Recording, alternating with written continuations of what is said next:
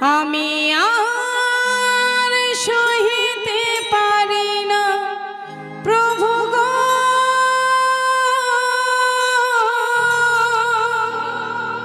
সহিতে পারি না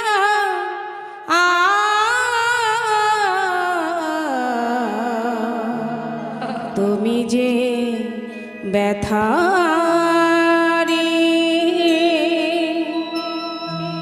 আমায় ব্যথা দিও না। চলে গেল। পিতার কোলে সন্তান প্রাণ হারালো, নিজে হাতে গঙ্গার পাড়ে মাটি খুঁড়ে সন্তানের সমাধি দিল।